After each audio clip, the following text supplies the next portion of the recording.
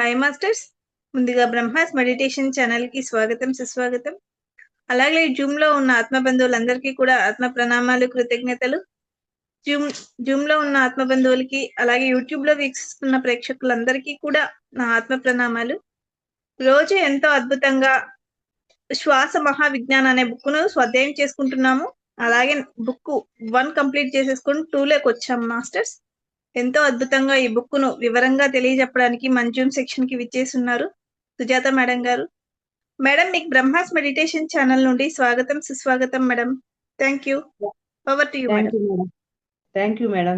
Brahma's meditation channel technicians అందరికీ, ఆ Brahma's meditation channel సృష్టించిన వాళ్ళందరికీ కూడా నా ఆత్మ ప్రణామాలు. అలాగే ముందుగా నా తల్లిదండ్రుల పాదాలకు శిరస్సు వంచి నమస్కరించుకుంటున్నాను.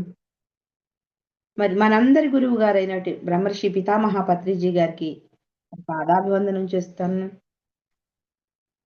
అలాగే సాక్షాత్తు నారాయణ స్వరూపులైన నా గురుదేవుల పాదాలకు శిరస్సు వంచి నమస్కరించుకుంటున్నాను. మరి ఇంత మహాజ్ఞానాన్ని అందిస్తున్నటువంటి ఈ శ్వాస మహావిజ్ఞానం అనేటువంటి మహాగ్రంథాన్ని మనకు అందిస్తున్న సమర్థ సద్గురు వేదపీఠంలో ఉన్నటువంటి ప్రతి ఒక్క గురువుకి కూడా మనం శిరస్సు వంచి నమస్కరించుకుందామండి. మరి జూమ్ సెషన్లో ఉన్న వాళ్ళకి, మరి యూట్యూబ్లో చూసే వాళ్ళందరికీ కూడా ఆత్మ ప్రణామాలు తెలుపుకుంటూ నేటి స్వాధ్యాయంలోకి వెళ్ళిపోదాం. ఇవాళ శ్వాస మహావిజ్ఞాన్ 2వ భాగం మనం చదువుకోబోతున్నాము. ఇది ఓ అత్యంతమయ రహస్యమైన శ్వాస మహావిజ్ఞాన్ అని చెప్పేసి టైటిల్ ఇచ్చారంటే మరి దీనికి ఈ శ్వాస మహావిజ్ఞానం ఏంటో, రహస్యాలు ఏంటో మనం చూద్దాం. ఓం గురు బ్రహ్మ గురు విష్ణు గురుదేవో మహేశ్వరః గురు సాక్షాత్ పరబ్రహ్మ తస్మై శ్రీ గురవే నమః. అఖండ మండలాకారం వ్యాప్తం ఏన చరాచరం యత్పదం దర్శితం ఏన తస్మై శ్రీ గురవే నమః అంటూ ఈరోజు ప్రార్థనతో మొదలు పెట్టారండి ఈ బుక్ని. మరి ఆధ్యాత్మికత మొత్తము కూడా మన మానసిక స్థితికి సంబంధించిందని మనం మర్చిపోయాము అని చెప్పేసి అంటున్నారు. మరి ప్రాచీన భారతదేశంలో 2 విశ్వవిద్యాలయాలు ఉండేయంట. ఇటువరకు మన భారతదేశంలో 2 విశ్వవిద్యాలయాలు ఉండేయంట. ఒకటి నలంద, 2 తక్షశిల.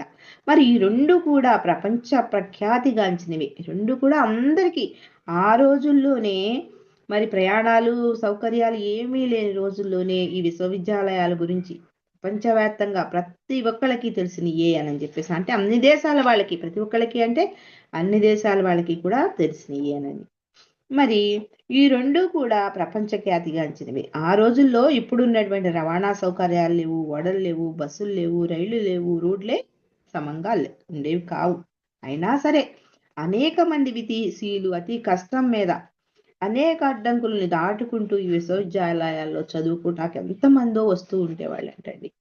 మరి ఈనాడున్న ప్రచార సాధనాలు కూడా, అంటే ఈ టీవీలు లాంటివి కూడా అప్పుడు లేవు. మరి భారతదేశం యొక్క ఆధ్యాత్మికత ఆ నోట ఈ నోట అలా విశ్వం మొత్తం పాకిపోయింది. ప్రసార సాధనాలు కూడా లేవు, టీవీలు లాంటివి కూడా లేవు. ఎలా తెలిసిందయ్యా అంటే ఆ నోట ఈ నోట తెలిసిపోయి, మరి దానికి అర్హత ఎవరికైతే ఉందో వాళ్ళు వచ్చి ఎన్నో ఇబ్బందులకు వచ్చి అతి కష్టం మీద ఇన్ని అడ్డంకులు ఉన్నా సరే వచ్చి నేర్చుకుని వెళ్ళేవాళ్ళంట. మరి భారతదేశంలో మనుషులు దేవతలుగా మార్చివేసేటువంటి విద్య ఉన్నది అని ఓ అద్భుత ప్రపంచమంతటా ప్రాకిపోయింది. భారతదేశంలో మనుషుల్ని దేవతలుగా మార్చే విద్య ఉందంట ఒకటి అని మనం కబురు చూడండి, ఏదన్నా పుకారు అనుకోండి, ఊరికే అంతా స్ప్రెడ్ అయిపోద్ది. ఎందుకు? మనం ఊరికినే ఉండలేం కదా. మరి పక్కింటి మా మెగు విన్నారా అని పరిమాల పిలిచి చెప్పుకుంటాం. మరి ఇటువరకు అదే మనం చేసిందంతా అదే. ఇటువరకు అది ఏంటంటే అది ఒక సర్ప్రైజ్ లాంటిది అనమాట. మనం పక్కింటి వాళ్ళని పిలిచి చెప్పే వరకు మన ఆతృత ఆగదు. మరి ఇదేంటి మనిషినే దేవతలుగా మార్చే విద్య అంట. ఇది ఎక్కడన్నా సోజ్యం కాకపోతే ఇంకెక్కడన్నా ఉందా అన్న ఉద్దేశంతో మరి ఇతర దేశంలో వాళ్ళకి మరి ఈ విద్య గురించి దీని గురించి తెలియదు కాబట్టి వాళ్ళు అలా అలా అలా అలా అనోట చెప్పుకుంటా అట్లా అక్కడ వరకు ప్రపంచం అంతా పాగిపోయి మరి వచ్చి నేర్చుకునేవాళ్ళు అంట. అందరూ కూడా దేవతలుగా మారాలి అన్న ఉద్దేశంతో. అసలు భారతదేశము ఎక్కడ ఉన్నదో కూడా తెలియకుండా భారతదేశానికి వెళ్ళి అనేటువంటి ఆంక్షలతో బయలుదేరి అనేక మంది విదేశీయులు కొత్త దేశాలను కూడా కనిపెట్టారు. భారతదేశం ఎక్కడుందో కూడా తెలియదు వాళ్ళకి. ఇంకా మరి బయలుదేరి కొత్త కొత్త దేశాలను కూడా కనిపెట్టారు అని చెప్పేసి అంటున్నారు. మనకందరికీ తెలిసిన విషయం ఏంటంటే కొలంబస్ యాత్ర. మొట్టమొదట కొలంబస్ అనే అతను అసలు రాదలుచుకున్నది ఇండియాకి. మన కొలంబస్ గురించి మనందరికీ తెలిసిన విషయమే. ఎందుకంటే మనం చదువుకునేటప్పుడు 7th క్లాస్లోనో ఎట్లాగో ఇవి కొలంబస్ అని వాస్కోడిగామా అని ఉండటం నాకు కూడా బాగా గుర్తుంది. మరి ఆ కొలంబస్ అసలు ఎక్కడికి రావాలనుకున్నాడు? ఇండియాకి రావాలనుకున్నాడంట. మరి ఎక్కడో స్పెయిన్ నుంచి బయలుదేరి అప్పటి వరకు వాళ్ళకి తెలియనటువంటి భూభాగానికి సముద్ర ప్రయాణం చేసి చేరుకొని అదే ఇండియా కాబోలు అనుకున్నాడు. అమెరికాగా మారింది అది. అమెరికాను అనుకున్నాడు ఆయన. మరి ఇండియా అనుకున్న ఇండియా కాని ప్రదేశానికి అంటే అమెరికాకు ఎంత విలువ పెరిగిందో మనం చూస్తున్నాం కదా. మరి అందరం అమెరికా వెళ్ళిపోదాం అనుకుంటున్నాం. ఎంచేతనంటే అది ఇండియా కాకపోయినా మొట్టమొదట అది ఇండియా అనుకొని దిగారు గనక. అంటే నిజమైన ఇండియా ఎంత గొప్పదై ఉంటుందో ఊహించుకోవచ్చు. అనుకుంటే అది ఇండియా అనుకుంటేనే దానికి అంత విలువ పెరిగిపోయింది. మరి రాకపోయినా మొట్టమొదటి అది ఇండియా అనుకుని దిగారు. మరి అంత నిజమైన ఇండియాకి ఎంత గొప్పతనం ఉందో మనం ఊహించుకోవచ్చు అంటున్నారు. ఇది మనం అర్థం చేసుకోవాల్సింది, చాలా జాగ్రత్తగా అర్థం చేసుకుంటేనే ఈ ఆధ్యాత్మిక విద్య యొక్క ఉద్దేశాలు మనకు అర్థమవుతాయి. ఇది చాలా లోతు సబ్జెక్ట్ అండి. చాలా ప్రశాంతంగా ముందే మనం చెప్పుకున్నాము మొదటి పాటలో. ఊరికే హడావిడి పడుతూ చదివితే ఎక్కే బుక్ కాదు ఇది. మరి అలాగే వినటం కూడా ఒకసారి విన్న వాళ్ళకి అర్థం కాదు, 2 సార్లు విన్న వాళ్ళకి అర్థం కాదు. ఎందుకంటే దాన్ని ఎన్నో కోణాల నుంచి ఆధ్యాత్మికతలో ఒక్కొక్కరికి ఒక్కొక్క రకంగా వాళ్ళ స్థాయిలను బట్టి అర్థమవుతూ ఉంటుంది ఒక్కొక్క బుక్. అదే చెప్తున్నారు ఇక్కడ కూడా. ఆధ్యాత్మికత అని అర్థం చేసుకోవాల్సిన, చాలా జాగ్రత్తగా అర్థం చేసుకోవాలి. ఈ విద్య యొక్క ఉద్దేశాలు మనకు అర్థం కావు, లేకపోతే చాలా క్షుణ్ణంగా నిదానంగా మరి దాన్ని తెలుసుకోవాలన్న పట్టుదలతో ఏకాగ్రతతో తెలుసుకోవాలన్నమాట. విదేశాల్లో ఉన్నటువంటి వ్యక్తులు తమ తమ ప్రాణాలైనా ఇచ్చేయడానికి సిద్ధపడి భారతదేశం బయలుదేరేవారు. మరి అతి క్లిష్టమైనటువంటి సముద్ర మార్గం, అత్యంత దుర్గమైనటువంటి హిమాలయాల మార్గం వంటి భయంకరమైన అడ్డంకులు దాటుకుంటూ ఇక్కడకు రావాలని వాళ్ళంతా ఎందుకు ప్రయత్నించేవారు? వాళ్ళు కష్టమైనా ఇక్కడికి రావాలని చెప్పేసి ఎంత భయంకరమైనటువంటి సముద్రాన్ని, హిమాలయ పర్వతాల్ని, అంత భయంకరమైనటువంటి వాటిని, సముద్రంలో మరి ఇప్పుడున్నటువంటి వసతులు అప్పుడు లేవు. అయినా కూడా వాటిని దాటుకుని ఎట్లాగొట్లా ఆ సముద్రాలను దాటుకుని రావాలనుకునేవారు. మరి హిమాలయాలు చూస్తే మరి ఏ విధంగా ఉంటాయో మన అందరికీ తెలిసిన విషయమే. మరి అట్లాంటి హిమాలయాలను కూడా భయంకరమైన అడ్డంకులు అన్నిటిని కూడా దాటుకుని ఈ భారతదేశం రావాలని వాళ్ళంతా కూడా ప్రయత్నించేవాళ్ళంట. మరి ఇక్కడ విద్యలో ఉన్నటువంటి గొప్పతనం ఏమిటి? మరి ఇక్కడ నివసించేటువంటి వ్యక్తుల స్థాయి ఏమిటి? ఇక్కడ సంచరించేటువంటి ఋషుల యొక్క, మునుల యొక్క, అనేక సద్గురువుల యొక్క సత్తా ఏమిటి? మరి ఏమిటి వారి యొక్క గొప్పతనం? అసలేమిటి వారి యొక్క వాక్కు ప్రభావం? ఇదంతా కేవలం వట్టి భ్రమ, బూటకమా, అసత్యమా, కట్టుకథలా? కానే కాదు. అంటే వాళ్ళకు కూడా కొన్ని, మరి అది మనుషుల్ని దేవతలుగా చేసే విద్య అంటే మరి అసలంటూ ఈ జ్ఞానము ఏది లేకముందు మరి కొత్తగా అనిపిస్తుంది. అసలు ఎప్పుడు మరి ఇలా మనిషి పుట్టటము, తినడము, ఆ సంపాదించుకోవటము, పిల్లల గంటము, మళ్ళీ వాళ్ళకి సంపాదించటము, వాళ్ళు ఇంకా ఒక రీల్ లాగా, మనం సైకిల్ లాగా మారిపోయింది అది. ఎట్లా అంటే మనం పిల్లలు పుడతారు, వాళ్ళని చక్కగా పెంచి పెద్ద చేస్తున్నాం. వాళ్ళు చిన్నప్పటి నుంచే నువ్వు బాగా చదవాలి, ఇది హోదాల కోసం చదువు వస్తుంది. ఉద్యోగం అయితే పెళ్లి చేయడం, పెళ్లి అయిన తర్వాత పిల్లల్ని కనాలి, ఆ పిల్లల్ని మళ్ళీ చదివిస్తూ మళ్ళీ రొటీన్ వాళ్ళు. ఇలా ఒక సైకిల్లో బ్రతికేస్తున్నారు అప్పటి వరకు. ఇదేంటి మామూలు విద్యలాగా లేదు. ఇంత అద్భుతమైన విద్యని మనం నేర్చుకోవటానికి, మనుషుల్ని దేవతలుగా మార్చేసే విద్య అంటే మామూలు విద్య అన్న ఒక ఆలోచనతో వాళ్ళు ఇవన్నీ వాళ్ళకి క్వశ్చన్లు. అసలు ఆ గొప్పదనం ఏంటి, ఎక్కడి నుంచి ఎట్లా, వాళ్ళ వాక్శక్తి అంత గొప్పదా, ఇట్లాంటివి తెలుసుకోవాలని కొందరు, అది నేర్చుకోవాలని కొందరు, ఆ విధంగానమాట. అదే అంటున్నారు గురువులు, ఎన్ని కట్టుకథలా, అసత్యమా, బూటకమా, కొట్టి భ్రమ అనుకుంటే కాదు అని చెప్పేసి చెప్తున్నారు. నేడు మనం ఎరిగిన సద్గురువులంతా సర్వజ్ఞులు, సర్వ సమర్థులు, మరి అసంభవాన్ని సంభవానిగా త్రుటిలో మార్చివేయగలిగే వాళ్ళు. ఎంత ఇది సాధ్యం కాదు అనుకున్నా కూడా ఎంతటి సమస్యనైనా కూడా క్షణంలో దాన్ని సాల్వ్ చేసేటువంటి గొప్ప శక్తిమంతులు అని కూడా చాలా వ్యాపించి సుదూర ప్రాంతాల్లోని అనేక మందికి వీరి గురించి తెలియటమే కాకుండా వీరిపై అత్యంత విశ్వాసాన్ని కూడా కలుగజేశారు. ఇక్కడ ఉన్న ఋషుల గురించి అనేక మందికి తెలిసి అది నమ్మి విశ్వాసం నమ్మకం అనేది వాళ్ళకి బాగా వచ్చేసింది. అక్కడ గురువులు నిజంగానే భారతదేశం గురువులు ఎంతో గొప్పవాళ్ళు, ఆ గొప్పతనాన్ని మనం తెలుసుకోవాలి ఆ నమ్మకంతో వచ్చేసేవాళ్ళు అనమాట. కానీ అలాంటి స్వర్గతుల్యపు భారత భూమిపై పుట్టి ఇక్కడే పెరుగుతున్న మనకి మాత్రం ఈ వేద భూమిపై వేదాలు ప్రభవించిన భూమిపై కానీ ఇక్కడి ఋషులపై కానీ వారి వాక్కులపై కానీ విశ్వాసం లేకపోవడం నిజంగా మన దౌర్భాగ్యం కదా. చూడండి ఎట్లా వాపోతున్నారు గురువులు. కానీ అట్లాంటి వాళ్ళందరూ తెలుసుకుని ఎన్నో ఇబ్బందులకు వచ్చి అక్కడి నుంచి ఇక్కడికి వస్తున్నారు. మన వాళ్ళు ఏం చేస్తున్నారు? ఇక్కడ పుట్టాము, ఇక్కడ పెరిగాము, మరి ఇక్కడ వేదభూమి అని తెలుసు, వేదాల ప్రభావం ఇక్కడ ఎంత గొప్పదో తెలుసు, ఋషులు ఎంత అసలు మన దాకా తెలియటం అని అంటే అందరికీ తెలియపరిచిన వాళ్ళ ముందు అది. ఈ ఋషులపై కానీ ఈ వాక్కులపై కానీ విశ్వాసం లేదు, ఎందుకంటే తెలియదు, మన అందరికీ తెలియదు. మనం భద్రిజీ గారు వచ్చిన తర్వాత చాలా వరకు భరత భూమి యొక్క విలువను తెలుసుకున్నాం, గురువుల యొక్క విలువను తెలుసుకున్నాం. ఎంత సత్తా కలిగిన వాళ్ళు ఆ భరత భూమిలో ఉన్నటువంటి గురువులు అని చెప్పి తెలుసుకోవడం జరిగింది. ఎందుకంటే చిన్నప్పటి నుంచి కూడా ఎవరు చెప్పిన వాళ్ళు లేరు మనకి, ఇవన్నీ రహస్యంగా అట్టబెట్టబడి. అందుకే మరి ఇక్కడ మనకి అత్యవసర రహస్యమయ శ్వాస మహావిజ్ఞానం అని చెప్పేసి 2వ పార్టీకి మరి పేరు పెట్టడం జరిగింది గురువులు. ఇది ఎంత దౌర్భాగ్యమో కదా మనకు తెలియపోవటం అని చెప్పేసి అంటున్నారు. అలాంటి అతి శక్తిశాలైన సద్గురువులను కూడా మామూలు మనబోటి సామాన్య మనుషులు జమకట్టి ఆలోచించడం అంతకన్నా శోచనీయం కదా. అలాంటి సద్గురువుల్ని మనలాంటి మామూలు మనుషులుగా మనం జమకట్టేశాము. మరి అలా ఆలోచించడం ఎంత తప్పు అది అని చెప్పేసి అంటున్నారు. దాన్ని మనం కాస్త సరిచేసుకోవాలి అని చెప్పేసి అంటున్నారు. మరి శబ్దము, ఆ శబ్దం యొక్క శక్తి, ఇది భారతీయ చేతనత్వ విజ్ఞానం యొక్క అనుసంధానము. శబ్దము, ఆ శబ్దానికి ఉన్న శక్తి మామూలుది కాదు. మరి విజ్ఞానానికి దీనికి ఆ యొక్క విజ్ఞానం యొక్క అనుసంధానం, శబ్దానికి శక్తికి విజ్ఞానానికి ఒక బంధం అనేది ఉంది. భారతీయ ఋషుల యొక్క ప్రజ్ఞాన ఘనము పరాకాష్ట, ఇంగ్లీష్లో యూనిఫైడ్ ఫైల్డ్ థెరరీ అని చెప్తారంట. ప్రతి వైజ్ఞానిక శాస్త్రవేత్త కూడా సైంటిస్టే మూల కారణాలను, మూల కణాలను కనుక్కోవాలని ప్రయత్నిస్తూ ఉంటాడు. ప్రతి వైజ్ఞానిక శాస్త్రవేత్త కూడా మరి ఈ కణాలని, మూల కణాలని కనుక్కోవాలని ప్రయత్నిస్తూ ఉంటాడు అంట.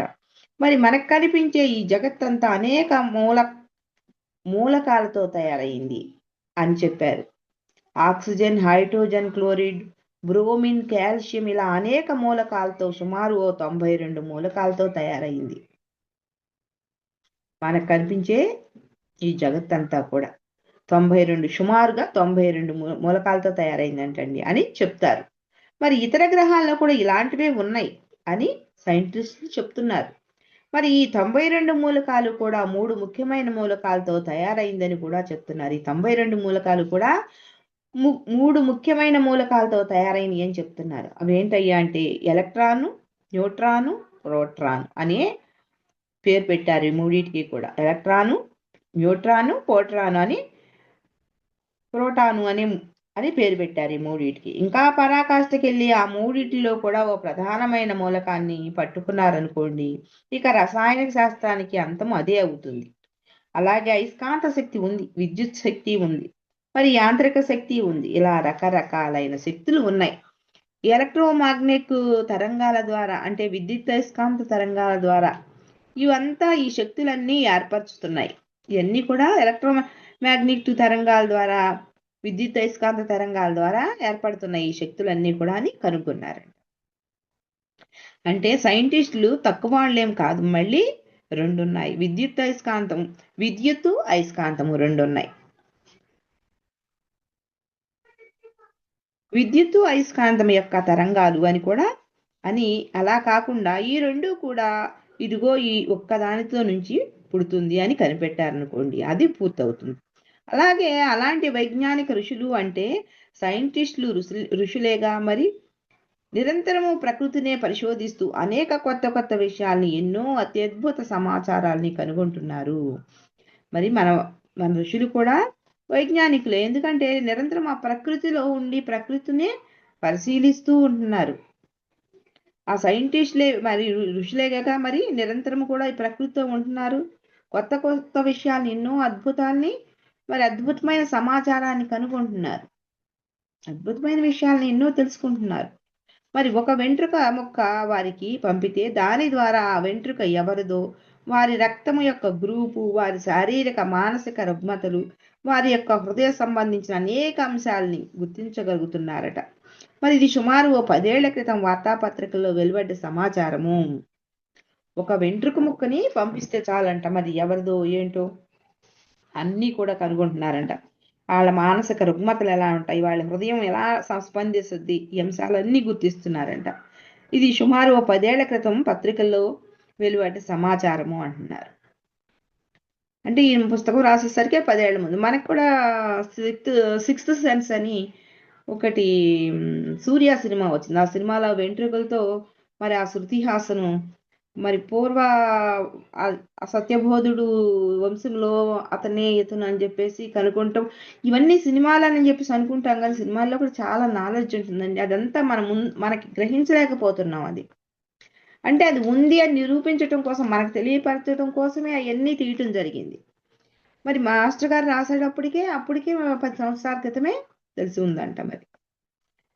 మరి ఇప్పుడు ఇంకా ఎంతో తెలుసుకున్నారు. ఇలా అద్భుతమైన విషయాన్ని కనుగొనడం కోసం నిరంతరము శ్రమిస్తూనే ఉన్నారు. తెలుసుకున్నారు, మరి నిరంతరము కూడా శ్రమిస్తూనే ఉంటారు వీళ్ళు అని చెప్పేసి చెప్తున్నారు. నిరంతర శ్రామికులు వాళ్ళు. అయితే మన వైదిక్ సైంటిస్టులు అంటే ఆధ్యాత్మిక ఋషులు అంతటితోనూ ఆగకుండా, మన ఈ ఆధ్యాత్మిక ఋషులు అంతటితో ఆగిపోలా. ఎలక్ట్రోమాగ్నెటిక్ తరంగాలు కాదు, శబ్ద తరంగాల ద్వారా ఈ సృష్టి యావత్తు సృష్టింపబడింది అని చెప్పేసి కూడా, అంటే శబ్ద బ్రహ్మానని ఏనాడో చెప్పారు అని చెప్పేసి అంటున్నారు. ఎలక్ట్రోమాగ్నెటిక్ తరంగాలు ఒకటే కాదు, మరి శబ్ద తరంగాల ద్వారా ఈ సృష్టి మొత్తము కూడా సృష్టించబడుతుంది కూడాను అని చెప్పేసి చెప్తారు. అంటే ఇంతకుముందు సృష్టించిందైనా రాబోయేదైనా సృష్టింపబడేదైనా సరే దీని ద్వారానే శబ్ద బ్రహ్మాన్ అని ఏనాడో చెప్పారు అంటున్నారు. మరి అది భారతీయ ఋషుల యొక్క ప్రతిభ చాలా ప్రపంచం నలుమూలలకు వ్యాపించడానికి మరో కారణం వారి సత్యవాక్కు. ఋషులు అబద్ధం ఆడరు. ఒకవేళ వారి అబద్ధం ఆడినా అది నిజం అవుతుంది. అది వారి సహజ నైజము, వారి వాక్కుకున్న శక్తి అది. మరి భారతీయ ఋషుల యొక్క ప్రతిభ ఈ ప్రపంచానికి నలుమూలకి మొత్తానికి అంతా వ్యాపించేసింది. అది ఎందుకంటే వారు కారణం ఏంటంటే వారు సత్యవాక్ అయ్యి, వాళ్ళు సత్య గంగలో నిరంతరం ఉంటారంట. మరి సత్యవాకులే పలుకుతారు, ఇంకొకటి పలకరు వాళ్ళు. మరి ఋషులు అబద్ధం అనేది రాదు వాళ్ళ నోటమట. ఒకవేళ ఎప్పుడైనా అబద్ధం చెప్పాల్సి వచ్చింది అనుకోండి,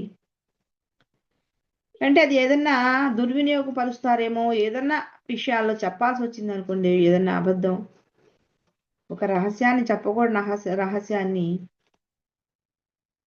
మరి చెప్పాల్సి వచ్చినప్పుడు అది దుర్వినియోగం చేస్తారని ఒకవేళ చెప్పాల్సి వచ్చినప్పుడు కూడా, ఒకవేళ అలాంటి అబద్ధం ఎప్పుడైనా ఆడాల్సి వస్తే, అది ఆడదారనుకోండి, ఆ అబద్ధం చెప్పారని కూడా అది నిజమై తీరుతుంది. ఎందుకంటే వాళ్ళ సహజ నైజము అంటున్నారు, వారి వాక్కుకున్న శక్తి అది అంటున్నారు. మనం ఇంతకుముందు బుక్లో కూడా చదువుకున్నాం కదండి. మరి మనం గనక ఆ యొక్క సాధన చేస్తే మనం అనుకున్నది జరుగుతుంది. మనము మరి తిట్టినా ఫలిస్తుంది, మరి దీవించినా ఫలిస్తుంది అని చెప్పి చదువుకున్నాం కదా.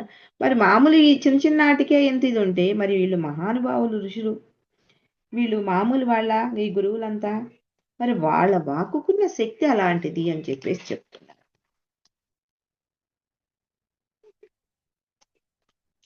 మరి ఇంజనీరింగ్ నేర్చుకోవాలంటే ఇంజనీర్ దగ్గరికి వెళ్ళాలి.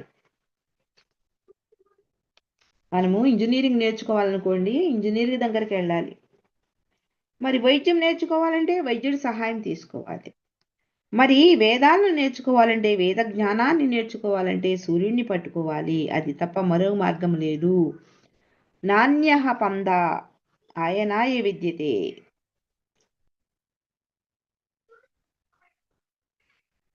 ఇంజనీరింగ్ నేర్చుకోవాలంటే ఇంజనీరింగ్ దగ్గరికి వెళ్ళాలి, వైద్యం చేసుకోవాలంటే వైద్యుడి దగ్గరికి వెళ్ళాలి అని చెప్పేసి ఎలా అంటున్నారో, అలాగే వేద జ్ఞానాన్ని నేర్చుకోవాలంటే సూర్యుడిని పట్టుకోవాలంట.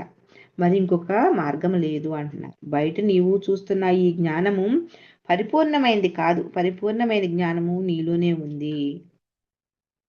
చూడండి, బయట ఇప్పుడు నువ్వు చూస్తున్న జ్ఞానము అంటే వాళ్ళేం చెప్తారో వీళ్ళేం చెప్తారో అని చెప్పేసి ఆతృతతో దాని మీద తపన ఉన్న వాళ్ళం మనము. ఆ గురువు గారు ఏం చెప్తాడో, ఈ గురువు ఏం చెప్తాడో అని చెప్పేసి 4-5 రకాలు చూస్తూ ఉంటాం కదా. నిరంతరము అటు అటు అటు ఎంతసేపు పరిగెడుతూనే ఉంటాం. కానీ నిజమైన జ్ఞానము నీలోనే ఉంది అని చెప్తున్నారు. అని ఖచ్చితంగా చెప్తున్న మహర్షులే మరో అపూర్వమైన అంశాన్ని తెలియజేశారు. ఖచ్చితంగా నీలోనే ఉందని చెప్తున్నారు అని ఇంకొక మాట కూడా చెప్తున్నారంట. శబ్దము మంత్రము యొక్క శబ్దము ద్వారా సూర్యుని యొక్క జ్ఞానాన్ని, వేదం యొక్క జ్ఞానాన్ని పొందగలము. అంటే శబ్ద బ్రహ్మము ద్వారా, శబ్ద తరంగాల ద్వారా సవితాశక్తిని, సూర్యుని శక్తిని పట్టుకోవచ్చును అంటూ గాయత్రి మంత్రాన్ని అందించారు. ఈ శబ్దము మంత్రము యొక్క శబ్దాల ద్వారా సూర్యుని మరి జ్ఞానాన్ని, వేదం యొక్క జ్ఞానాన్ని మనం పొందగలమన్నారు.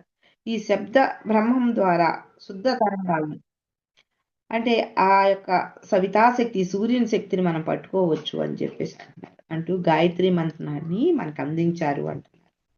సూర్యుని శక్తి పట్టుకోవచ్చును అంటూ గాయత్రి మంత్రాన్ని అందించారు. సంధ్యావందనము ద్వారా గాయత్రి మంత్రంతో వేదము యొక్క సంపూర్ణ జ్ఞానాన్ని పొందవచ్చు. ఇది మన ఋషులు ఇచ్చిన అద్భుతమైన స్టేట్మెంట్. ఈ సంధ్యావందనం ద్వారా గాయత్రి మంత్రంతో వేదము యొక్క సంపూర్ణ, వేదంలో ఉన్నట్టు మొత్తం జ్ఞానాన్ని మొత్తం కూడా పొందేయచ్చు అని చెప్పేసి మరి మన ఋషులు ఇచ్చారంట, స్టేట్మెంట్ ఇచ్చారంట. అలాంటి వేద విధులు, గాయత్రి స్వరూపులు, సంపూర్ణ ప్రాకృతిక నియమాలు, వాటి యొక్క వినియోగాలు తెలిసిన సద్గురువులు మన భారతీయ ఋషులు. ఎన్నో వేద విధులండి. అన్ని ఏ వేదానికి ఏ విధంగా ఉండాలి అన్ని తెలిసిన వాళ్ళు ఈ గాయత్రి స్వరూపులు. గాయత్రి మాతతో సమానమైన వాళ్ళు. ఎందుకంటే వాళ్ళు నిరంతరము ఆ యొక్క గాయత్రి దీక్షలో ఉంటారు. మరి సంపూర్ణ ప్రాకృతిక నియమాలను, వాళ్ళు ప్రకృతి నియమాలనే పాటిస్తారు. మరి వాళ్ళు వాటి యొక్క వినియోగం తెలుసు వాళ్ళకి.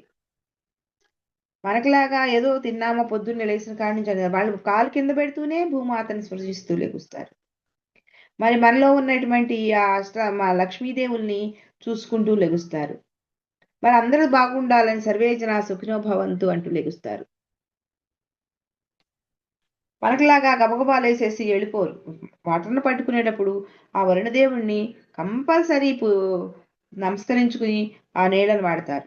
మరి అగ్ని ముట్టేటప్పుడు ఆ అగ్నిదేవుడికి ఇవ్వాల్సిన సంస్కారాలు ఇచ్చి కంపల్సరీ మరి ఆ నియమాలు ఇవన్నీ ఆచరిస్తూ ఎంతసేపు నిరంతరము మన ప్రకృతితో వాళ్ళు ఐక్యమైపోయి, ప్రకృతిలో లీనమైపోయి జీవిస్తున్నారు వాళ్ళందరూ కూడా. భారతీయ ఋషులు అంత గొప్ప వాళ్ళు. మరి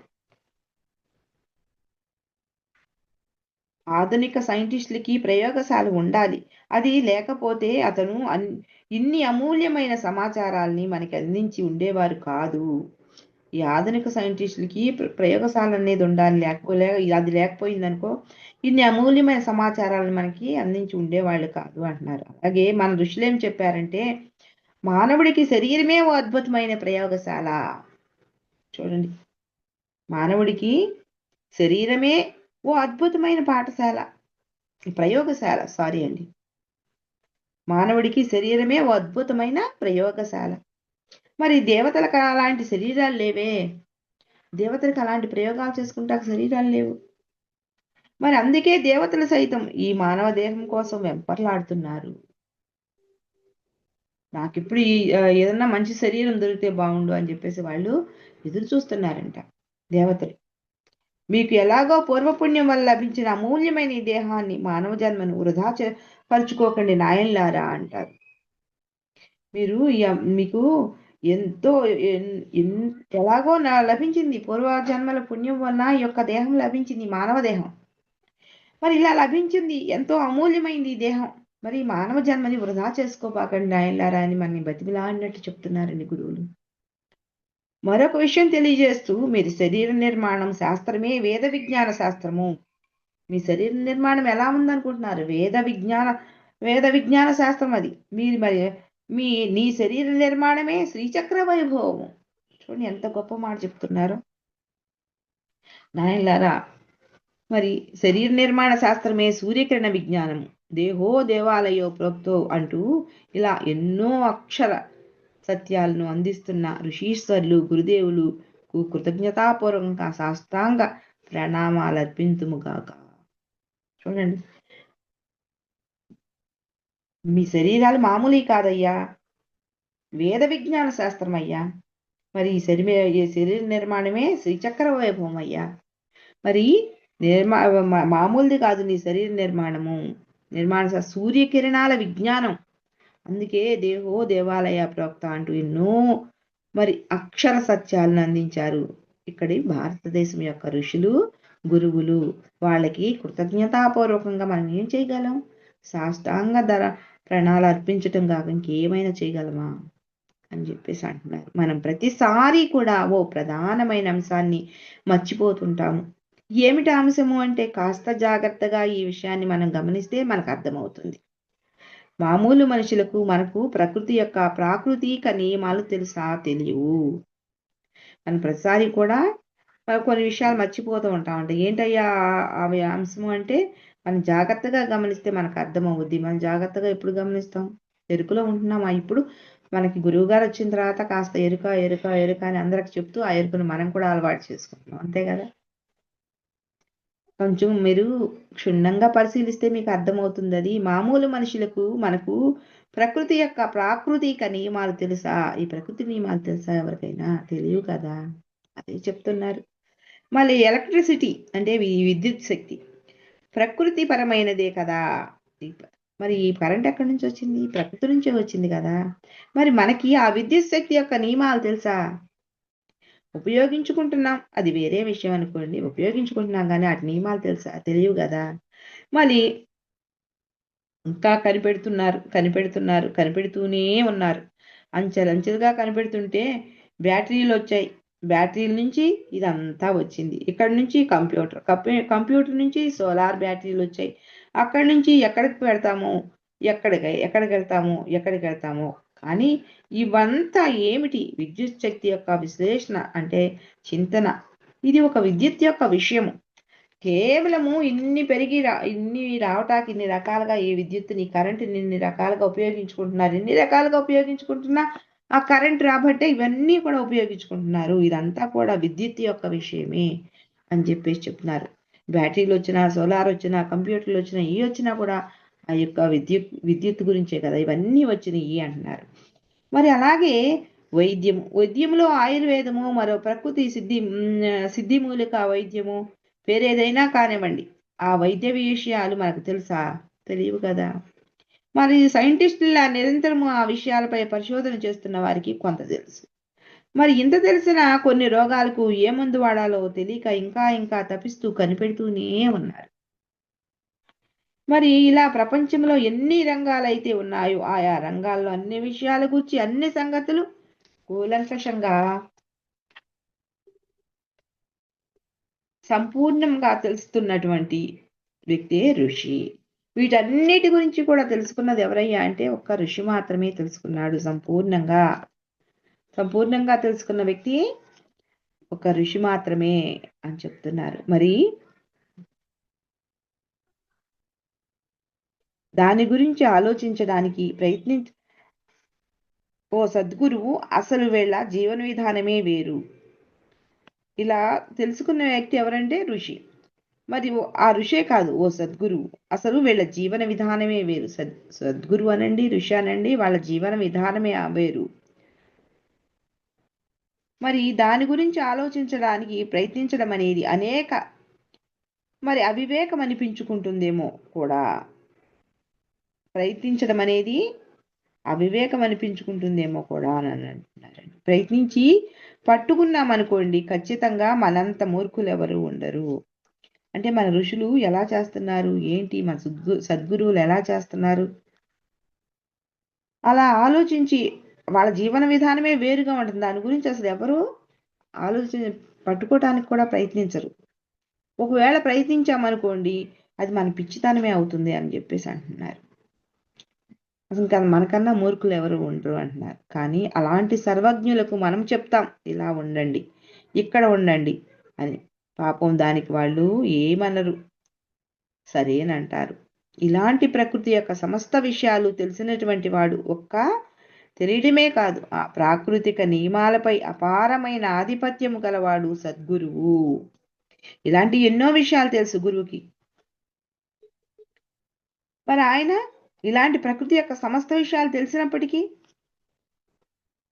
ఆయన ఎక్కడ ఎంత గురువులు ఎంత ఇదిగా ఉంటారండి. మరి మనకులాగా ఏమన్నా అట్టహాసంగా ఉంటారా, బాహాటంగా ఉంటారా? మనకు కొంచెం తెలుస్తామో నాకు వచ్చేసింది తెలిసేసిందని చెప్పుకుంటాం. కానీ ఆ గురువులు అలా చెప్పుకుంటారా? చాలా వినయంతో ఉంటారు గురువులు. ఆ ప్రాకృతిక నియమాలపై అపారమైన ఆధిపత్యం గలవారే గురువులు. ఆ ప్రకృతి యొక్క సమస్త నియమాలని తెలిసినటువంటి వాళ్ళు గురువులు. ఆ ప్రకృతి ఎలా వాడుకోవాలి ఏంటి అన్నీ తెలిసిన వాళ్ళు.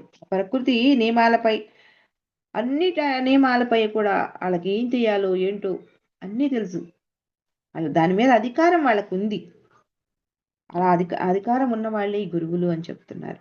మరి అలాంటి సమర్థ సద్గురువు విశేషమైన సమయంలో అసలు ఏమి చేస్తాడో మనం ఊహించగలమా? ఖచ్చితంగా ఊహించలేము అని కూడా చెప్తున్నారు. అనేక మంది రోగాలను తను తీసుకునేవాడు.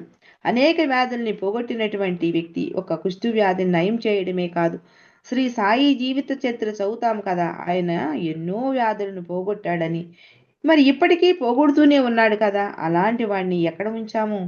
ఓ మాలపల్లిలో ఓ కూలిన గోడలా కలిగిన ఓ పాడుపడ్డ మసీదులో. మా సాయి ఎంతో గొప్పవారంట. మరి మరి ఆ సాయి చరిత్ర చదివినప్పుడు ఎంతో మంది వ్యాధుల్ని మరి పోగొట్టారంట ఆయన. అంత గొప్ప వ్యక్తిని ఎక్కడ ఉంచాం మనం అని చెప్పేసి అంటున్నారు. ఓ కూలిన గోడలు కలిగినటువంటి మరి ఒక పాడుబడ్డ మసీదులో ఉంచాము అని చెప్తున్నారు. మరి నిజంగా ఒక్కసారి ఆలోచిద్దాం మన అందరం కూడా. మరి అంతటి సమర్థ సద్గురు ఉండాల్సింది అక్కడేనా? చివరికి ఆయన అన్నాడంట, నేను ఇవ్వదలుచుకున్నది ఎవ్వడూ అడగటం లేదు, నా దగ్గర కొండల కొద్దీ ఉన్న ఆ సంపదని ఎవరు అడగడం లేదే అని చాలా ఆవేదన చెందారంట ఆయన. నా దగ్గర చాలా ఉంది, కొండల కొలది ఉంది, కానీ అది ఎవ్వరూ అడగట్లేదు అని చెప్పేసి, నేను ఇవ్వదలుచుకున్నానది అది ఎవరూ అడగట్లేదు అన్నాడంట. ఆయన చాలా అనడం కాదు, చాలా ఆవేదన చెందారంట ఆయన. మరి అయినా ఒక్కడంటే ఒకడు కూడా బాబా ఏమా సంపద మాకు ఇవ్వండి అని ఒక్కడు కూడా అడగలేదంట. చిట్ట చివరకు ఆయన అలా వేదన పడుతూ విశేష పరిస్థితుల్లో క్షయవ్యాధితో బాధపడుతూ మరణించారు. ఆయన అలాగే బాధపడుతూ మరణించారంట. ఎవరు ఒకళ్ళు కూడా అడగలేదు అంటున్నారు. మరణించాక సమాధి కట్టుకొని భజనలు అవి చేస్తున్నాను తప్ప ఆ తండ్రికి ఏం కావాలో ఒక్కరం కూడా అడగటం లేదు. మరి నాయన తండ్రి నీకేం కావాలి అని ఇన్ని కోట్ల మంది బిడ్డల్లో ఏ బిడ్డ కూడా అడుగుతున్నట్టు లేదనిపిస్తుంది. ఇన్ని కోట్ల మంది ఉన్నారు, ఎవరైనా ఒక్కళ్ళైనా అడుగుతున్నారా అని చెప్పేసి అంటున్నారు. ఓ తండ్రి, మన మామూలు భౌతిక జీవితంలోని తండ్రి మన రెక్కలు మొక్కలు చేసుకుని అనేక వ్యయప్రయాసలు కోర్చి పిల్లల్ని పెంచి పెద్ద చేశాడు.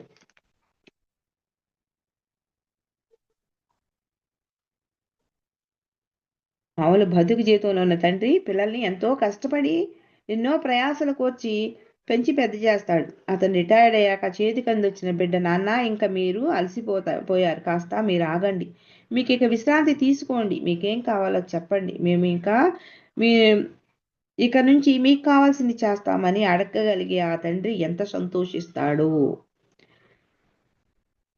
భౌతిక జీవితంలో ఎంతో ఇబ్బందులు పడ్డాడు, ఎన్నో ప్రయాసాలకు వచ్చాడు, ఎన్ని ఇబ్బందులు పడో పిల్లల్ని పెంచి పెద్ద చేశాడు. మరి రిటైర్డ్ అయిపోయాడు.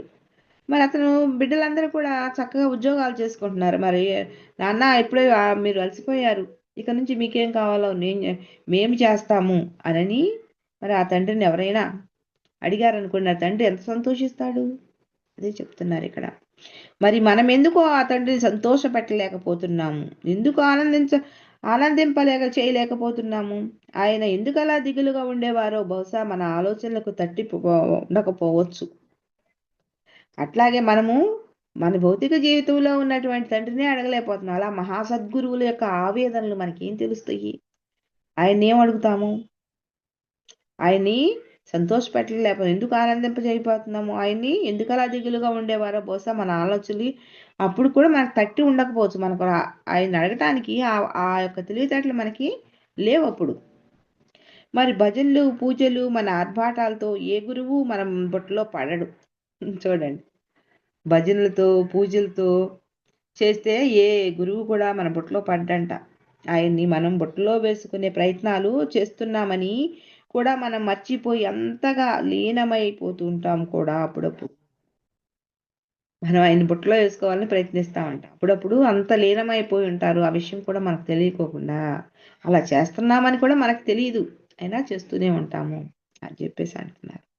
అంచేత గురుదేవులు అంటున్నారు, నాయనలారా మీ భజనలు ఆపండి, మీ పూజలు కాస్త ఆపండి, గురువులను పూజించకండి. మీరు మీ భజనలు ఆపండి, మీ పూజలు కూడా ఆపండి కాస్త.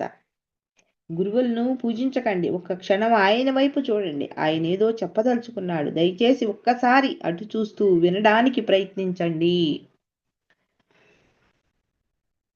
ఆయన వైపు చూడండి. ఎంతసేపు పూజలు చేసుకుంటున్నారు, భజనలు చేస్తున్నారు, మీ దారిని మీరు వెళ్ళిపోతున్నారు, అది కాదు. ఆయన వైపు ఒకసారి చూడండి. ఆయన ఏదో చెప్పదలుచుకున్నారు, ఆయన వైపు ఒక్క క్షణం చూడండి అంటున్నారు. దయచేసి ఒక్కసారి అటు చూస్తూ వినడానికి ప్రయత్నించండి. మరి ఆ తండ్రి మనకు ఏదో అతి ముఖ్యమైన విషయం ఏదో తెలియజేయబోతున్నట్టు లేదు, కాస్త ఆయన వైపు చూడండి అంటుంటారు. అలా ఆయన ఏం చెబుతున్నారో వినేందుకు మనం ఎక్కడికి పరిగెట్టక్కర్లేదు. ఆయన షిరిడి పరిగెట్టుకెళ్ళిపోవాలి, ఆయన చెబుతున్నాడు ఏం చెబుతున్నాడు అని చెప్పేసి అసలు ఎక్కడికి పరిగెట్టుకెళ్ళక్కర్లేదు అని చెప్తున్నారు. ఏం చెప్తున్నాడు ఎంటాక ఎక్కడికి పరిగెట్టుకెళ్ళక్కర్లే. ఆ మానసిక స్థితిలో ఉండగలిగితే మనలోంచే వినబడతాయి ఆయన మాటలు. మనము ఆ కళ్ళు మూసుకుని ఆయన తన్మయత్వంతో ఆ మానసిక స్థితి, ఆయనకి దగ్గరగా ఉండే భావన, ఆ భావన చెయ్యాలి. అప్పుడే మనలో నుంచే వినపడతాయి ఆయన మాటలని చెబుతున్నారు. బాబా వారే స్వయంగా అనేవారు, నీవు నా వైపు చూస్తే నేను నీ వైపు చూస్తానని. మరి వైపు చూడడం అంటే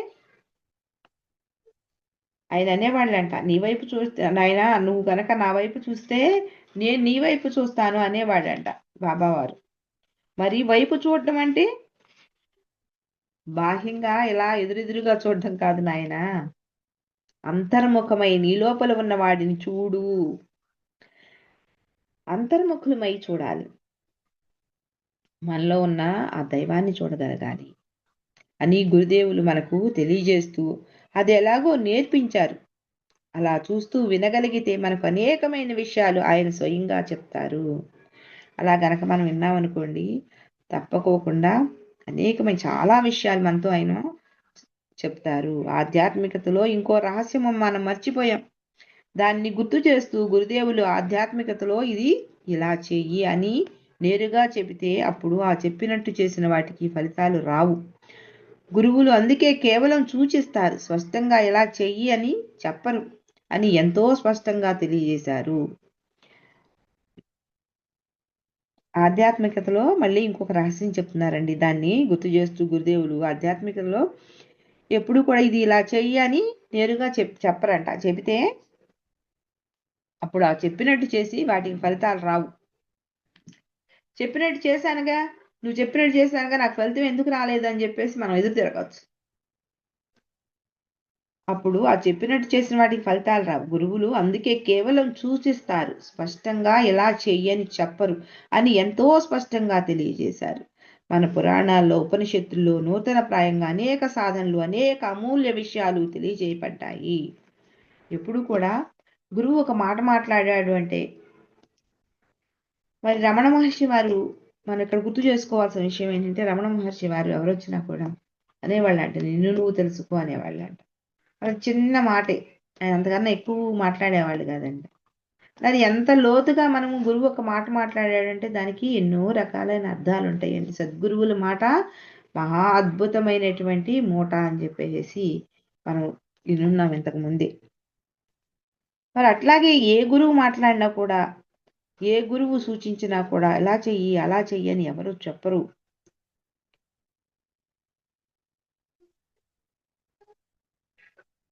మన పురాణాల్లో కానివ్వండి, ఉపనిషత్తుల్లో సూచనప్రాయంగా అనేక సాధనలు, అనేక అమూల్య విషయాలు తెలియజేయబడ్డాయి. మరి ఆ సూచన మేరకు అలాంటి సాధనలు, కార్యక్రమాలు, క్రతువులు జరుగుతూనే ఉన్నాయి. మరి నేడు కూడా మన చేతిలో ఉన్న ఈ పుస్తకం ద్వారా అత్యద్భుత రహస్యాల్లోకెల్లా పునాదిగా చెప్పబడినటువంటి అమూల్య అంశాన్ని ప్రస్తావించారు. అదే మన శ్వాస, మరి అందరి మహావిజ్ఞానము. మరి ఈ గ్రంథాన్ని చివరి వరకు చదువుతున్నంతసేపు దయచేసి శ్వాసను లోతుగా తీసుకుంటుండగలరని ప్రేమపూర్వకంగా మనవి చేయడమైంది. మనకి ఫస్ట్ స్టార్టింగే చెప్పారండి, ఈ పుస్తకం చదివే వాళ్ళు ప్రతి ఒక్కళ్ళు కూడా లోతుగా శ్వాస తీసుకోండి అని ముందే చెప్పటం జరిగింది మనకి. ఆ లోతుగా శ్వాస తీసుకున్నప్పుడు మనకి ఈ యొక్క పుస్తకాన్ని అర్థం చేసుకునే జ్ఞానాన్ని మనం పొందగలుగుతామని స్టార్టింగ్లోనే చెప్పారు. ఇది మామూలుగా హడావిడిగా చదివే పుస్తకం కాదని చెప్పారు. చాలా స్పష్టంగా కూర్చుని లోతుగా శ్వాస తీసుకుని నిదానంగా చదువుకోవాలి ఈ పుస్తకం అని చెప్పి చెప్పడం జరిగింది. ఇక్కడ కూడా అదే చెబుతున్నారు, ప్రేమపూర్వకంగా మనం చేయడం అయింది అంటున్నారు. అలా చేయడం వల్ల సకల సమర్థ సద్గురువులు మనోభావాలు చక్కగా అర్థం చేసుకోగలుగుతామని తెలియజేయబడింది. అలా లోతుగా శ్వాస తీసుకున్నప్పుడు ఆ యొక్క గురువుల యొక్క మనోభావాలను కూడా మనం అర్థం చేసుకోగలుగుతాము అని చెప్పేసి చెప్పటం జరిగింది మనకి. ఓ గురువు గారి దగ్గర ఓ శిష్యుడు ఉండేవాడంట. మరి అతనికి ఆ గురువు గారు మంత్రోపదేశం చేయకుండా కేవలం శ్వాసపైనే దృష్టి ఉంచుకోమని అందరికీ చెప్పినట్టే చెప్పారట. మరి ఇతనికి కూడా ఓ ఇంతే కదా, మరి ఇది మా తాతగారు కూడా చెప్పేవారు, ఇటీవల కొన్ని పుస్తకాల్లో కూడా చదివాను, అనేక మంది ఈ శ్వాస మహావిజ్ఞానం గురించి గొప్పగా మాట్లాడుకుంటే విన్నాను. మరి ఇంత చేస్తే గురువుగారు కూడా అస్తమానం ఇదే చెప్తున్నారే, ఏదైనా గొప్ప మంత్రాన్ని ఉపదేశిస్తే బాగుండు, మరి అక్షర లక్షలు చేసే సిద్ధి పొందేయవచ్చు అనుకున్నట్ట. మరి మనం కూడానండి ఈ ధ్యానంలోకి వచ్చిన వాళ్ళం మనం కూడా చాలా మంది అనుకుంటాం, వాళ్ళకి థర్డ్ ఐ వచ్చింది మన శ్వాస మీద ధ్యాస పెడితేనే, ఇంతేగా వాళ్ళు పూర్వజన్మలు చూసుకున్నారంట, మనం కూడా శ్వాస మీద ధ్యాస పెట్టి కూర్చున్నాం, వాళ్ళు రోగాలు పోగొట్టుకున్నారంట, వీళ్ళు ఐశ్వర్యాన్ని పొందారంట, మరి వాళ్ళు కొత్త ఉద్యోగాలు వచ్చినాయి అంట, ఇలా రకరకాలుగా మనం చెప్పుకుంటూ ఉన్నాం. ఎన్నో సిద్ధులు పొందాలని చెప్పేసి వచ్చిన వాళ్ళం మనం కూడా.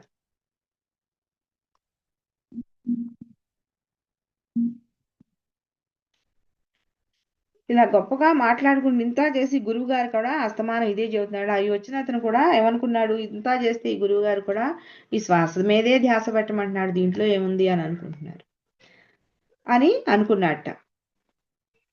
మరి అక్షర చక్కగా ఇంకేదైనా చెబితే ఎంతో సిద్ధిని పొందేయచ్చు కదా అనుకున్నట్ట. అది గురువు గారు గ్రహించారట.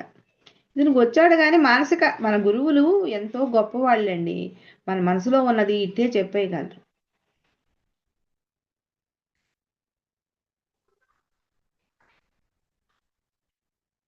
గురువు గారు అది గ్రహించాడంట. ఇతను ఏదో సిద్ధులు పొందాలని వచ్చాడు అని చెప్పాడంట, తెలిసిపోయింది ఆయనకి. మరి ఆ శిష్యుని పిలిచి నల్లటి బొగ్గు ముక్క లాంటి ఒకటి ఇచ్చాడంట.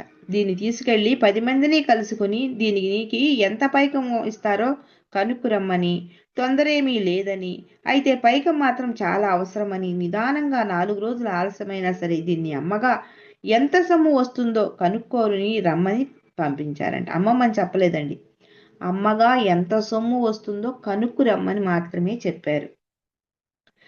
మరి ఏదో మంత్రోపదేశం చేస్తారు కదా అని జనారణ్యంలోంచి ఆశ్రమానికి వచ్చాడు అతను. ఈ గురువుగారి దగ్గర ఏదో పెద్ద గొప్ప విద్య ఉంది, నేర్చేసుకోవాలని వచ్చాడు. పెద్ద మంత్రోపదేశం చేసేస్తాడు, నేను లక్షలు గడించేయొచ్చు అని చెప్పేసి వచ్చాడు కదా అతని ఆలోచనే అలా ఉంది. మరి అతను ఏం చేశాడు, మా గురువు గారు నిదానం, తొందర ఏం లేదు, 4 రోజులు నిదానమైనా కూడా దాన్ని అమ్మితే ఎంత సొమ్ము వస్తుందో కనుక్కురమ్మన్నారంట. మరి ఇతను ఏం చేశాడు, ఏదో మంత్రోపదేశం చేస్తారు కదా అని ఆ జనాల్లో నుంచి ఈ అరణ్యంలోకి వచ్చాను. చాలా కాలమైంది తిరిగి మళ్ళీ కొన్నాళ్ళు హాయిగా తిరిగి రావటానికి అవకాశం దొరికింది నాకు అనుకుంటూ సంతోషంగా ఆ గురువు గారు ఇచ్చినటువంటి బొగ్గు మొక్క లాంటి గాజు మొక్కను ఒక దాన్ని తీసుకుని, బొగ్గులాగా ఉందంట అది, గాజులాగా ఉందంట. మరి దాన్ని వెంట తీసుకుని ప్రయాణం అయ్యాడంట. కొద్ది దూరం వెళ్ళాక మరి ఆ శిష్యుడికి వంకాయలు అమ్ముకునే అమ్మాయి కనిపించిందంట. అమ్మి ఎదురయ్యిందంట. ఆమె చేతికి ఇచ్చి మసిబారి గాజు మొక్కను చూసి ఇది తీసుకొని ఎంత ఇస్తావని అడిగాడంట. అందుకు ఆ అమ్మి గాజు మొక్క కేసి ఓసారి చూసి పిచ్చివాడిని చూసినట్టు దాని కేసి చూసి వెళ్ళిపోయిందంట.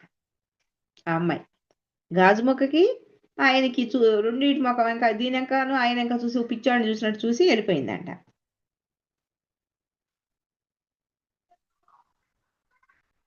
దాంతో ఇతను ఏం చేశాడు, నేను ముందే అనుకున్న గురువుగారికి కొంచెం అమాయకత్వం ఉంది అని, ఈ గాజు మొక్క ఎవరు తీసుకుంటారు అని చెప్పేసి అనుకున్నాడంట. ఆఖరికి కూరలు అమ్మేకి కూడా పనికిరాదు ఇది అనుకుంటూ మరి కాస్త ముందుకు ప్రయాణించాడంట. ఓ చిల్లర దుకాణంలో తీరుబడిగా కూర్చున్న వ్యాపారికి ఆ యొక్క గాజు ముక్కను చూపించి ఇది తీసుకుని ఎంత ఇస్తారని అడిగాడంట. మరి అందుకు ఆ వ్యాపారి ఆ గాజు ముక్క నందులోంచి త్రాసులో రాయి మీద పెట్టి మరో రాయి పెట్టి దాన్ని గట్టిగా కొట్టాడంట. అది పగలకపోయేసరికి దాన్ని లోపలికి తీసుకెళ్ళాడంట. మరి సబ్బు నీళ్లతో కడిగి తుడిచి తెస్తూ కాస్త పటికి బెల్లం మొక్క పెడతానన్నాడంట. చూడండి, అతను నేను కాస్త పటికి బెల్లం పెడతానని చెప్పాడంట. అప్పుడు ఆ శిష్యుడు దీని విలువ చిన్న పటికి బెల్లం మొక్క అన్నమాట అని అనుకుంటూ వ్యాపారి దగ్గర నుంచి ఆ గాజు మొక్కను తీసుకుని ఇంకా కాస్త కొంచెం ముందుకు వెళ్ళాడంట. మరి ఏమాత్రం విలువ లేని రాయి మొక్కను గాజు మొక్కను ఎంతో భద్రంగా దాచుకున్న గురువు గారు ఎంత అమాయకులు, కొంచెం చాదస్తం కూడా ఉందేమో కాస్త అనుకున్నాడంట. మరి ఓ సముద్రపు ఒడ్డుకు చేరాడంట. అక్కడ అనేక మంది వర్తకులు ఉన్నారంట. మరి చెట్ల తోపుల్లో విశ్రాంతి తీసుకుంటూ ఉన్నారు. మరి ఆ శిష్యుడు ఆ గాజు మొక్కతో అక్కడికి చేరాడంట.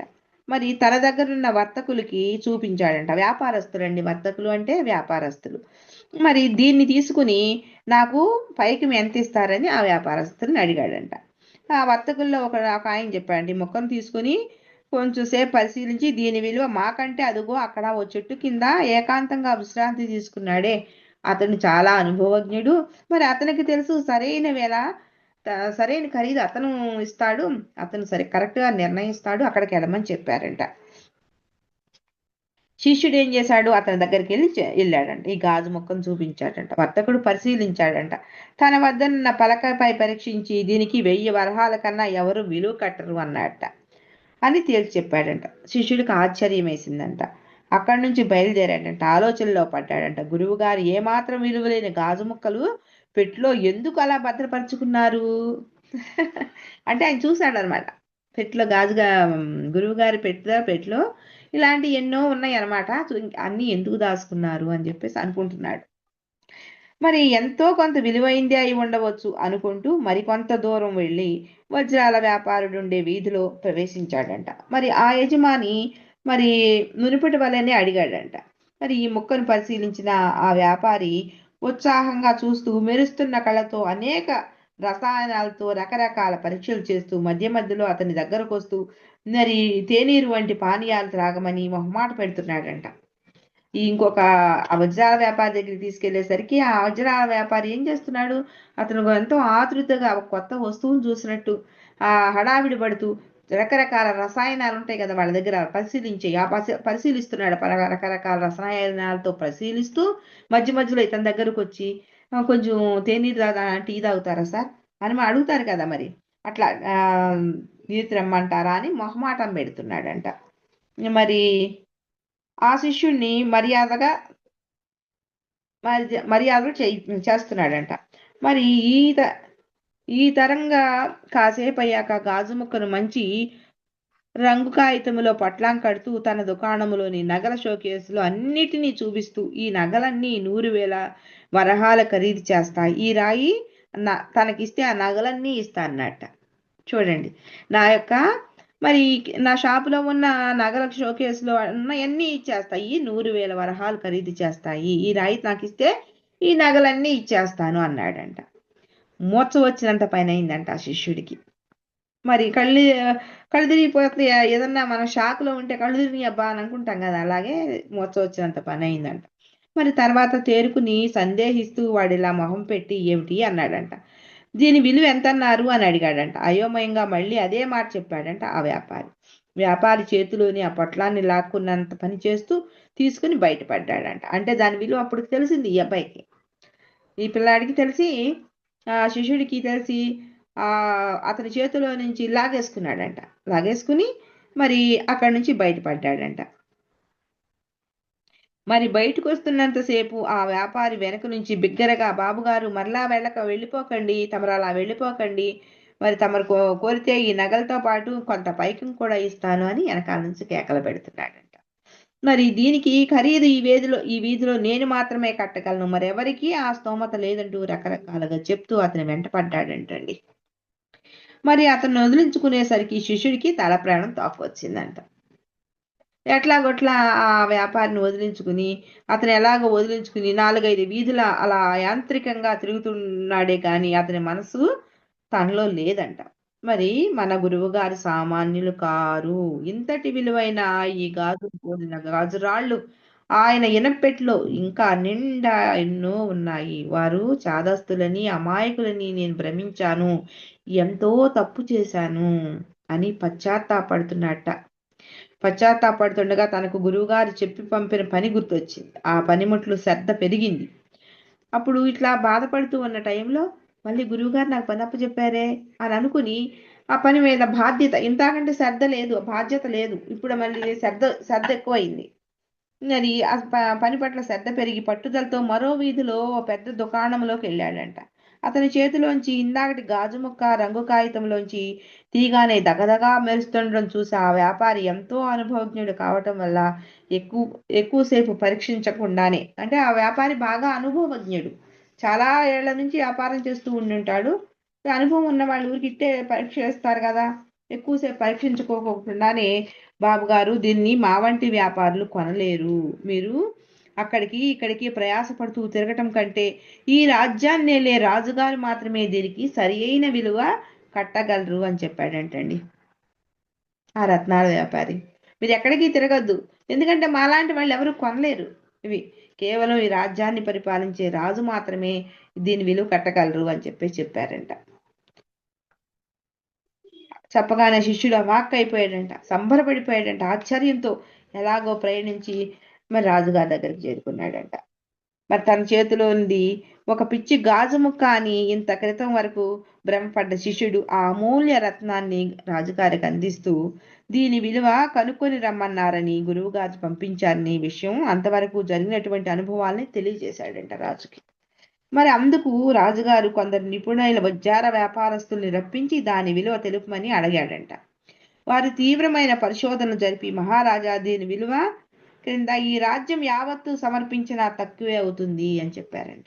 చూడండి, దీనికి విలువ చక్రవర్తులు సైతం చెల్లించలేరు, మరి అంతటి అమూల్య రత్నం ఇది అని తెలిపారంట. మరి ఈ రాజ్యం మొత్తం ఇవ్వచ్చు, ఈ యొక్క రత్నానికి విలువ కట్టలేము, దీనికి విలువ చక్రవర్తులు సైతం, అంటే చక్రవర్తులు కూడా చెల్లించలేరు. అంటే రాజు కన్నా చక్రవర్తి చాలా గొప్పవాడు, ఇలాంటి రాజ్యాలను ఎన్నో పరిపాలించేవాడు చక్రవర్తి, వాళ్ళు కూడా కట్టలేరు దీనికి విలువ అని చెప్పారంట. అలాంటి అమూల్య రత్నం అండి ఇది అని చెప్పారంట. సరిగ్గా అలాగే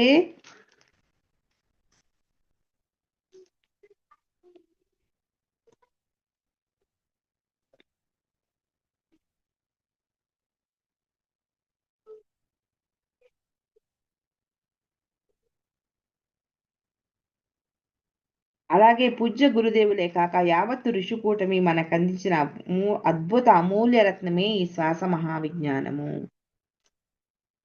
చూడండి, ఇంత కథ చెప్పి మనకి అసలు నిజం చెప్తున్నారు గురువులు. మరి ఈ కథలో శిష్యులు లాంటి వాళ్ళమే మనం అందరం కూడా. చూడండి, ఈ ఋషికూటమి మనకు అందించిన అద్భుత అమూల్య రత్నమే శ్వాస మహావిజ్ఞానము. కేవలము మన అజ్ఞానము చేత అట్టి అమూల్య రత్నాన్ని వట్టి గాజు ముక్కగా భ్రమిస్తున్నాము. ఇంత గొప్ప విలువైనటువంటి మరి చక్రవర్తులు సైతం విలువ కట్టడం అంతే కదండి. యావత్ భూప్రపంచంలో ఎవరు విలువ కట్టగలరు శ్వాసకి? ఈ శ్వాస లేకపోతే, ఈ దేహం లేకపోతే మనం ఎందుకైనా పనికొస్తామా? మరి ఈ దేహానికి సరిసాటి అయినది ఏదన్నా ఉందా? ఎక్కడికో ఎన్నో పుణ్యక్షేత్రాలు తిరుగుతున్నాం, ఎన్నో పూజలు చేస్తున్నాం, ఎన్నో యజ్ఞాలు యాగాదులు ఎన్నో చేస్తున్నాం. కానీ మన శరీరంలో ఉన్నటువంటి గొప్పతనాన్ని మనం తెలుసుకోలేకపోతున్నాం. మన శరీరం అంత గొప్పది.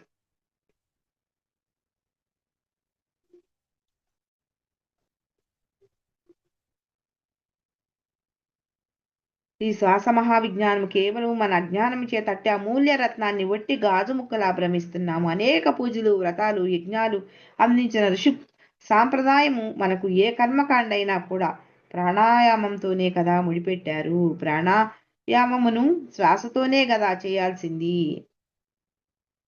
ఎన్నో కర్మకాండలు, ఎన్నో క్రతువులు, యజ్ఞాలు, యాగాదులు ఇవన్నీ కూడా మన శ్వాసతోనే ముడిపెట్టారు. ఆ శ్వాసతోనే చేయాలి. అలాగే ఈ ప్రాణాయామంలో మరి కాస్త తీవ్రతను పెంచడం కోసం మన ఋషులు భస్త్రికా ప్రాణాయామం అని, ప్రాణాకర్షణ ప్రాణాయామం అని, నాడీ శోధన ప్రాణాయామం అని, సూర్యభేదన ప్రాణాయామం అని రకరకాల పేర్లతో ఈ శ్వాసను నియంత్రించడం నేర్పారు. మనకి ఈ గురువులందరూ కూడా ఈ ప్రాణాయామం పేరుతో ఎంతో గొప్ప జ్ఞానాన్ని మనకు అందించారు. నాడీ శోధన ప్రాణాయామం అని, సూర్యభేద ప్రాణాయామం అని రకరకాల పేర్లే మార్చారు. కానీ శ్వాసను నియంత్రించడం కోసం, శ్వాసను సరైన దారిలో పెట్టడం కోసం ఇవన్నీ కూడా మనకు చెప్పడం జరిగింది. మరి ఎంత మనం ఈ శిష్యుడిలాగా మనము మరి మూర్ఖంగా మనలో ఉన్నటువంటి శ్వాసను ఎంతమంది గురువులు చెప్పినా కూడా, అప్పటి బ్రహ్మం గారేంటి, అన్నమయ్య చెప్పింది అదే, వేమన గారు చెప్పింది అదే, మరి మన భజగోవిందం సృష్టికర్త శంకరాచార్యులు వారు చెప్పింది అదే. అందరూ కూడా ఈ శ్వాస గురించే చెప్పారు. కానీ ఆ మూలాన్ని మనం పట్టుకోవాలి. అంటే ఇది శ్వాస మీద ధ్యాస అనే వరకు కూడా మనకి ఇది తెలియదు. శ్వాస మీద ధ్యాస అనే వరకు మనకి ఈ శ్వాసకి ఇంత విలువ ఉందా అని అన్న విషయము మనకి తెలియదు.